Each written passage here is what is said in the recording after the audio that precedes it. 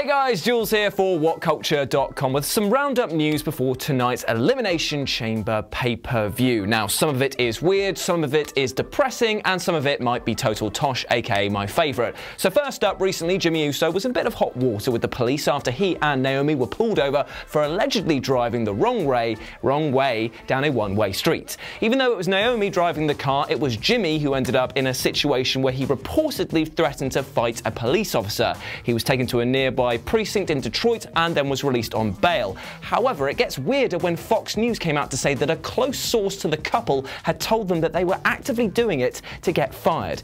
Now, this could be absolute pish, but what with the recent AEW vultures circling around WWE and New Japan, it could be yet another example of talent desperately wanting to be dropped by Vince in order to go make some cash with Cody. However, if this next bit of news is anything to go by, the WWE might have another high-profile member already waiting to join their swollen roster in the form of Cain Velasquez, the two-time former UFC heavyweight champion, who stated on a recent video interview on the Mac Live that there's a 70% chance that he'd move over to the WWE once he's done with the UFC.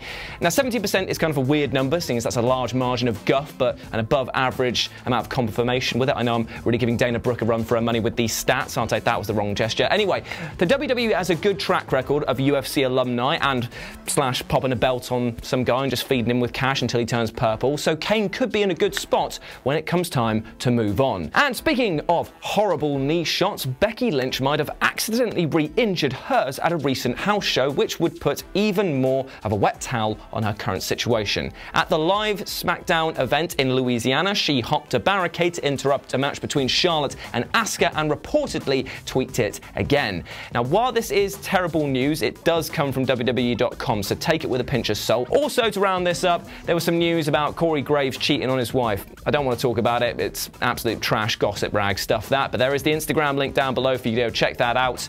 So now you know, and knowing makes it all the more depressing. Anyway, enough of the news. I'm gonna go and wait for about 4 hours till the Elimination pay-per-view starts. It should be fun. Come on, Tamina. I nearly tripped. And again.